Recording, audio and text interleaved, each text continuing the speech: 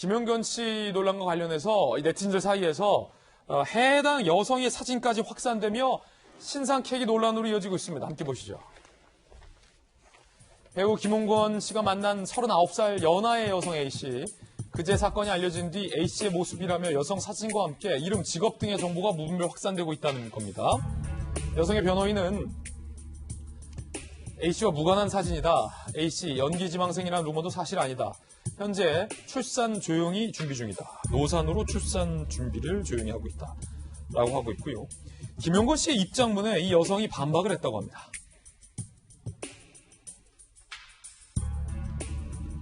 변호사 선임 전에 내 아이가 맞냐? 임신 주 수가 맞지 않는다. 양육비 포기하라. 폭언 및 낙태 강요가 있었다라는 게 여성의 주장. 변호사 선임 후 행복하게 같이 살자라고 문자가 왔다.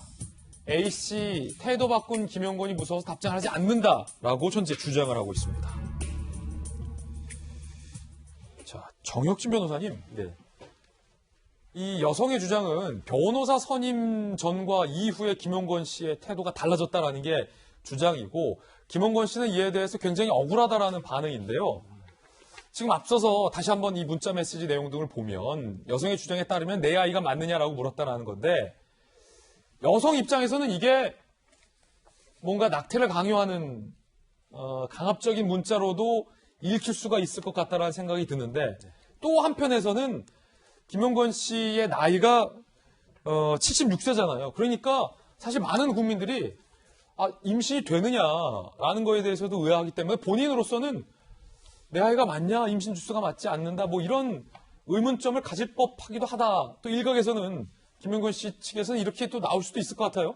그런데 제 생각에는요. 예. 개인적인 사견이지만 김용건 씨가 나이값을 못했다. 76세나 되셨는데 굉장히 이제 부적절한 말씀을 하셨다. 논리적으로 제가 봤을 때 곰곰이 생각을 해봤는데 예. 논리적으로 이렇게 진행됐을 것 같아요. 첫 번째, 내가 임신했습니다라고 이야기를 하니까 내 아이가 맞냐? 그러면 그 여성 입장에서는 굉장히 충격적이고 굉장히 뭐 놀랐겠죠? 당황했겠죠? 그래서 내 아이 맞다. 그 당신 아이 맞다. 이렇게 이야기를 하면 그러면은 그래도 낙태를 해라. 그 이야기가 그 다음 단계에 나와 있을 것 같고, 아니 나는 못하겠다. 그렇게 이야기를 하니까 그러면 이제 김용건 씨가 화가 났겠죠? 그러니까 이제 김용건 씨가 그러면 나는 너한테 애한테 양육비 못 주겠다. 이렇게까지 나가니까 아마 저 여성분이 13년 동안이나 좋은 관계를 유지했다라고 했는데 거기서 이제 둘 사이에 넘어올 수 없는 그러한 간극이 생긴 것이 아닌가. 일단 그런 생각이 들고요. 예. 그 다음에 이제 낙태죄가 헌법 불합치가 되어 있지만 아직 제가 법전 찾아보니까 형법전에는 남아 있어요. 왜냐하면 2020년까지 국회에서 그 형법을 개정하라고 헌법 불합치 결정이 헌법재판소에서 나왔는데 그럼에도 불구하고 국회에서 아직 그 개정을 안 했더라고요. 근데 어쨌든 낙태죄는 위헌인데, 그런데 여기서 무엇이 그 서로 충돌하는 거냐면요. 태아의 생명권과 산모의 자기결정권이 충돌을 하는데, 이전에는 태아의 생명권에 우선을 뒀다가 이제는 우리나라 사회가 바뀌었으니까 산모의 자기결정권이 이제 우세해진 거거든요.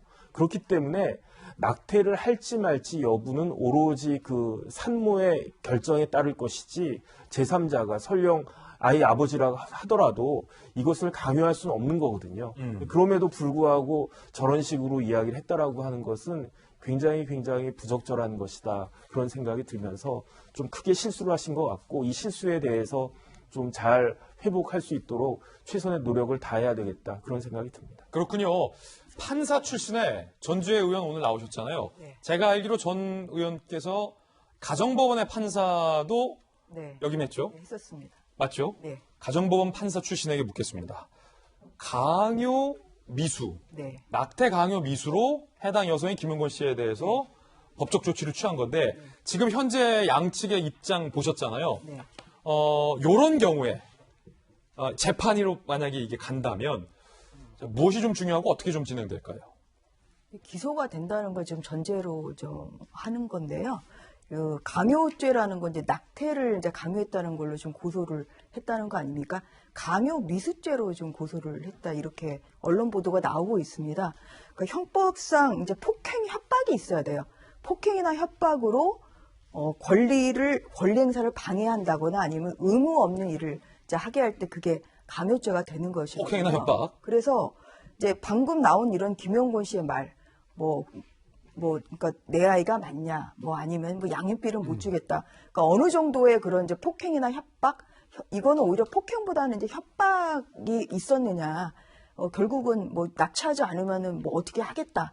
신체나 아니면은 신상에 어떤 위해를 줄 듯한 이제 이러한 뇌포심을 이제 느끼게 해야 되는 게 협박인데요. 그래서 이 사건이 지금 수사 초기 상태고 지금 고소장만 제출한 걸로 그렇죠. 언론에 나오기 때문에 그래도 또 김용건 씨가 고소 사실이 알려진 다음에 이제 사실관계는 인정을 하고는 있지만 고소 취하를 했다는 이야기는 지금 안 나오고 있어요. 그래서 앞으로 이 부분은 이제 조사 과정에서 이제 어떠한 그런 협박 행위가 있었느냐, 이제 이게 가장 이제 중요한 관건이 될 것 같습니다. 이 부분에 있어서는 이제 고소 여성과 또 그 피고소인인 이제 김용곤 씨의 말이 좀 서로 좀 다른 걸로 그렇게 나오기 때문에 이제 그것이 가장 이제 관건이 되겠죠. 그리고 이제 기소가 된다고 하더라도 재판에서는 그러한 협박 행위가 어느 정도 있었는지 이게 이제 가장 큰 관건이 될 것 같습니다. 근데 이게 말이 서로 엇갈릴 때는 사실 유죄 입증이 쉽진 않아요. 그래요? 그러니까 강요라는 게 이제 5년 이하의 징역이나 3천만 원 이하의 벌금이거든요. 그래서 단순히 이제 본인의 그런 피해 여성의 이제 진술 외에도 객관적인 자료, 오간 이제 문자나 카톡 요새 이제 이런 것은 다 확보를 하고 있기 때문에 그런 추가적인 증거가 그런 본인의 이 협박받았다는 것을 입증할 만한 이런 추가적인 증거가 있는지 이것이 가장 큰 관건이라고 할 수 있겠죠. 혹시 이제 판사 생활 상당히 오래 하셨는데 지금처럼 70대와 어떤 20대의 당사자가 연인 관계로 13년간 교제를 해서 70대 중반과 30대 이제 연인 사이에서의 어떤 임신으로 인한 갈등이 법정으로 비화돼서 재판까지 왔던 사례가 있었습니까? 혹시 보신 게? 그런 사례를 제가 본 기억은 없고요. 없어요. 이례적이군요, 이런 상황은. 그리고 사실 이제 이런 경우는 지금 김용곤 씨가 또 이제 본인의 이런 것을 좀 인정하는 그런 말씀을 하고 계시기 때문에 그렇군요. 합의로 잘 마무리될 수 있는 가능성이 상당히 크다. 저는 그렇게 생각하고 있습니다. 이 경우에는 이제 원만한 합의가 최선이다라는 것은 이제 정혁진 변호사, 전주의 의원 두 분의 공통적인 견해입니다. 김용건 씨의 입장도 한번 살펴보시죠. 여성 주장에 대해 할 말이 있지만 태어날 아이가 상처받지 않길 바라는 마음에 추가 입장을 밝히지 않는다. 수사기관에 소명할 것이고 처벌이 있다면 마땅히 받을 것이다. 라고 좀 이야기를 했습니다. 그러니까 협박이나 강요는 없었다라는 게 김용건 씨의 주장이고 워낙 놀랬고 어떤 사회적인 체면 등을 생각해서 낙태를 권유했던 비슷한 얘기는 했었지만 협박이나 강요는 아니었다.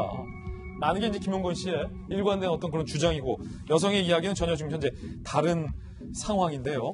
혹시 이재명 기자, 두 분 사이에 합의가 됐다라는 소식이 혹시 있습니까? 지금까지? 아직까지 들리지 않고 있는데 조금 전에 두 분께서도 이제 원만한 합의 얘기를 하지 않았습니까? 결국은 이제 쟁점이 이거 같습니다. 그러니까 어쨌든 처음에 그건 김용건 씨 측도 어느 정도 인정하는 거니까요. 변호사 선임 전까지 굉장히 이 고소했던 여성에 대해서 좀 매몰차게 한 측면 분명히 있어 보입니다. 그것이 과연 다만 이제 협박이나 폭행으로 이어졌느냐. 여성 측은 폭행이 있었다고 얘기하고 이제 김용건 씨 측은 전혀 폭행이라는 건 없었다고 주장하죠. 그러니까 그렇게 그 변호사 선임 전까지의 어떤 갈등, 그건 분명히 존재했던 것 같고, 그다음에 변호사 선임 이후에 김용건 씨는 계속 연락을 취했지만 오히려 여성이 연락을 끊었다 이렇게 주장을 반면에 여성 측은 전혀 그렇지 않다고 또 주장하고 있죠. 그러니까 좀 몇 가지 이렇게 엇갈리는 대목들이 있는데 그러면서 이제 김용건 씨 측도 이제 방금 보신 것처럼 추가적인 입장을 내고 싶어도 어쨌든 아이의 지금 이제 출산과 양육을 지원하겠다 이런 입장인데 새로 태어날 아기가 받게 될 상처에 대한 고민들이 좀 양쪽에 다 있다고 생각합니다. 그런 점에서 그렇기 때문에 지금 두 분도 화해 얘기하지 않았나. 어쨌든 양육을 해야 될 책임들을 두 분이 갖고 있기 때문에 그런 점에서 그런 얘기를 하지 않았나 싶은데 글쎄요. 쟁점들이 남아있지만 제가 봤을 때도 이제 변호사 선임됐고 김용건 씨도 더 이상 여성에게도 아이에게 상처 주지 않겠다는 입장이기 때문에 원만한 합의가 이루어지지 않을까 그렇게 추측해 봅니다. 그런가 하면 이 소식으로 인해서 아들 하정우 씨와 김용건 씨가 한 예능 프로모에서 나눴던 과거 대화가 재조명받고 있다고 합니다. 어떤 대화였을까요? 2015년 한 예능 프로그램에 부자가 동반 출연했어요. 하정우 씨가 아버지에게 말하는 거죠. 베스트 오퍼라는 영화를 보면 재밌을 것 같다. 70세 넘은 아저씨랑 20대가 사랑하는 이야기다. 50년 나이 차이가 그렇게 쑥스럽지 않더라. 근데 그 20대 여자가 사기치는 걸로 끝나긴 한다. 그 전까지 아름다워 보였다. 라고 얘기를 했다는 겁니다. 그러자 김영건 씨가 진정한 사랑이겠냐? 물질적인 거나 뭘 보고 그랬을 것이다. 얼마나 배신감에 허탈했을까? 라고 대화를 나누는 어떤 그런 대목이긴 합니다만, 이재명 기자, 이게 2015년이면 6년 전이죠. 6년 전이니까 지금 이 보도에 따르면 김영건 씨가 사실은 30대 연하와 교제 중이었던 그 그런 교제인지 뭐 기관과 정확히는 알 수는 없죠. 그리고 친구 실제 아니겠습니까? 하정우 씨가 저 교제를 내지는 이제 저분과 어떤 친밀한 좋은 관계를 갖고 있다는 걸 알아서 저 얘기를 했는지도 사실 알 수는 없지만. 그렇죠. 어쨌든 좀, 기막히게 이제 영화의 스토리와 좀 맞아떨어지는 건 분명히 존재하죠. 그러니까 저 영화 자체가 이제 베스트 오퍼라는 영화가 최고의 경매사가 한 20대 여성에게 어떤 경매를 의뢰받으면서 두 사람 간의 어떤 그 사랑이 싹트고 이런 얘기인데 나중에 결말은 굉장히 파국으로 끝난다고 하더라고요. 저도 사실 영화를 보진 못했는데 그러니까 그런 점에서 뭐 당시에 관계를 알았는지 모르지만 굉장히 좋은 관계를 13년간 유지해 오다가 지금 굉장히 아직은 뭐 화해가 이루어지지 않은 상황에서 어떻게 결론날지 모르지만 어쨌든 저 영화를 얘기하면서 하정우 씨도 얘기한 거 아닙니까? 굉장히 사랑하는 모습이 아름다워 보였다. 하지만 나중에 여성이 사기를 치더라. 이렇게 이제 얘기를 했더니 저 김영건 씨도 그게 진짜 사랑이겠느냐? 물질적인 거겠지라고 얘기를 했다는 거 아니겠습니까? 굉장히 그러니까 지금 상황과 비슷하게 맞아떨어지는 것도 있고 사실 그렇지 않은 부분도 있을 텐데 어쨌든 중요한 건 영화와 다른 결말, 좋은 결말이 있기를 바랄 뿐입니다. 예, 사실은 이 발언이 이제 여성 입장에서는 좀 기분 나쁠 수도 있거든요. 여성 입장에서는 진지한 관계였고 아이까지 생겼기 때문에 영화와 전혀 다른 상황일 수 있겠다. 여성 입장에서는 이런 발언들입니다. 자, 법적인 문제가 하나씩 더 있습니다. 바로 상속과 관련된 이야기입니다. 조금 뭐 이런 이야기도 하겠습니다만 김영건 76세 얻은 아이 상속이 어떻게 되나라는 건데 태어날 혼외자 아이가 재산 상속을 요구할 경우 첫째 아들은 하정우, 둘째 아들이 차현우, 그리고 이제 동생이 되는 거잖아요. 요게 정익진 변호사님 1대1대1의 비율로 상속됩니까? 네, 보니까 이제 혼인 관계가 아니니까 친생자 추정은 아닌데 그래도 이제 김용건 씨가 인지를 할 테니까 자기 아이가 맞다. 그러면은 제가 찾아보니까 김용건 씨가 90년대 이혼하셨기 때문에 지금 상속인으로 분류될 수 있는 사람은 하정우, 차현우, 그 다음에 이제 태어날 아기, 아들인지 딸인지는 모르겠지만, 그 다음에 보니까 김용건 씨가 한때는 빚이 굉장히 많았대요. 근데 그걸 다 변제하고 최근까지 왕성한 활동을 했으니까 상당한 재산이 있지 않을까 하는 생각이 들면서 저는 어떤 생각이 드냐면, 얘는 아들인지 딸인지 모르지만 딱 태어나자마자 하정우가 내 형이야 또는 오빠야. 그게 이제 좀 뭐 그럴 것 같고, 그 다음 두 번째는 뭐냐면은 하정우 씨가 결혼을 안 했어요. 결혼 안 하고, 그러니까 뭐 애도 없겠죠.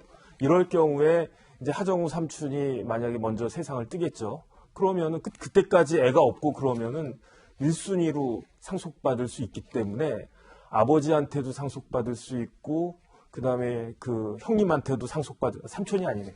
형님한테도 상속을 받을 수 있는 그런 괜찮은 위치에 있지 않을까 싶고, 어쨌든 중요한 건 뭐냐면 올 연말쯤에 출산일이라고 그러더라고요. 그러면은 20살 되면 김용건 씨가 96세예요. 예. 그러면은 뭐 100세까지 사실 수도 있지만 어쨌든 상속을 받게 되면 아직 미성년일 때는 어머니가 법정 대리인으로서 재산을 관리하게 될 것이다. 이렇게 예측이 됩니다. 그렇군요. 하정우 씨가 결혼하시겠죠. 결혼하고 아이도 낳겠죠. 워낙 인기가 많으시니까. 전주혜 의원님 원래 1대1대1입니까? 네. 그러니까 상속은? 좀 국민 정서는 좀 안 맞을 수도 있을 것 같아요. 그러니까 혼인 중에 이제 출생자든 혼인 외의 출생자든 이제 똑같거든요.